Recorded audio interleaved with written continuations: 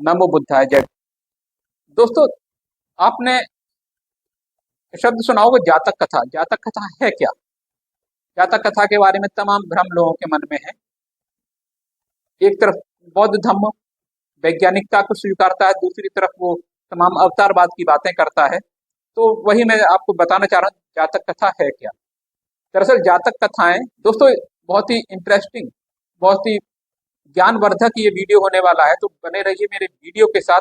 और ये वीडियो अगर आपको अच्छा लगे तो इसको लाइक कीजिए, और अगर मेरे चैनल पे आप नए हैं तो उसको सब्सक्राइब कीजिएगा, और ज़्यादा से ज़्यादा शेयर भी कीजिएगा। और ये जातक कथा के जो रहस्य है वो मैं इस वीडियो में सुलझाने वाला हूँ। तो फिर आप बने रहिए इस वीडियो के अंत तक। दरअसल जातक कथाएं महायान की अवतारवाद की संकल्पना है। अधिकतर कहानियों में बोधिसत्व प्रधान पात्र के रूप में उपस्थित है। कहीं कहीं ये साधारण पात्र के रूप में है, कुछ कहानियों में वे एक दर्शक के रूप में चित्रित किए गए हैं। कुछ जातक कथाओं में हाथी, शेर, हिरन, गोह, वानर, हंस आदि पशु पात्र भी मौजूद हैं। लेकिन इन पात्रों में कोई न कोई ऐसा गुण है जिसकी हमें शिक्षा दी जाती है। जातक कथाओं में उपदेश तो है ही, कहीं कहीं मनुष्यों के विभिन्न प्रवृत्तियों पर व्यंग भी किया गया है। यह व्यंग किसी व्यक्ति पर न होकर समस्त मानव जाति पर है, ताकि इस उपदेश के प्रभाव से जनमानस सदाचार की राह पर चलकर अपना मानव समाज तथा अपने देश का कल्याण कर सके। जातक या कोई ऐसी घटना, ऐतिहासिक घटना होती है, या कोई कथानक होता है, या कोई कथा होती है, और जिसका उद्देश्य होता है कभी किसी की प्रताड़ना करना, कभी किसी को नैतिक उपदेश देना, या कभी बोधि प्राप्ति के लिए आवश्यक किसी गुण विशेष को उजागर करके दिखाना। अधिक जातक कथाएं इसी अंतिम उद्देश्य की सिद्धि के लिए हैं।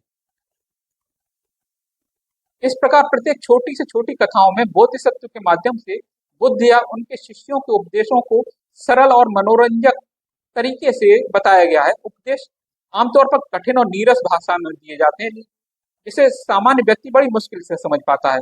लेकिन उपदेशों को समझने के बाद उन्हें याद रखना कठिन होता है। दूसरी ओर कहानी के द्वारा मनोरंजनात्मक तरीके से दिए गए उपदेश सामान्य आदमी भी सरलता से समझ सकता है और याद भी रख सकता है। इनमें से कुछ प्रमुख कथाओं में इनमें से कुछ प्रमुख जातक कथाओं का चित्रण भरहुत के तथा सांची के स्तूप के तोरण द्वार पर किया गया है। सांची के स्तूप पर राजकुमार बेसंतर जातक और भरहुत के स्तूप की वेष्टनिया पर नागराजा कुचलिंद जातक, स्वर्ग की सीढ़ियां, महाकपि जातक, कुरुंगमिग जातक, छदंत हाथी जातक कथाएं चित्रित हैं। वर्तमान भरहुत की यह सभी जातक कृतियां कोलकाता संग्रहालय में संरक्षित और संग्रहित की गई हैं। यह दोनों स्तूप सम्राट अशोक कालीन अर्थात ईसा पूर्व 3वीं सदी के हैं। महाराष्ट्र के औरंगाबाद जिले की अजंता गुफा में जातक कथाएं वर्णनात्मक दृश्यों के रूप में उत्कीर्ण की गई हैं। यहाँ के कुछ चित्र इतने सजीव लगते हैं कि न केवल भारतीय अपितु विदेशी कला मर्मज्ञ भी उनकी प्रशंसा करते हुए नहीं थकते। जातक कथाओं का यहाँ उकेरे जाना उनकी प्राचीनता का पर्याप्त पुरातत्वीय प्रमाण है। तो ये दोस्तों, ये था जातक कथाओं के बारे में जानकारी कि जातक कथाएं क्या हैं।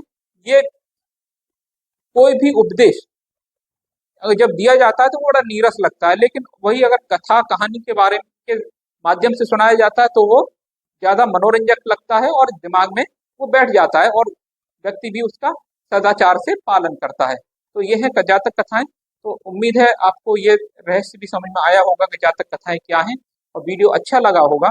अच्छा लगा हो तो वीडियो को लाइक कीजिए, चैनल को सब्सक्राइब कीजिए अगर आप चैनल पर नए हैं, और ज़्यादा से ज़्यादा इसको शेयर कीजिए, जिससे अन्य लोगों भी को पास भी ये जानकारी पहुंच सके। धन्यवाद। जय भीम। नमो बुद्धाय।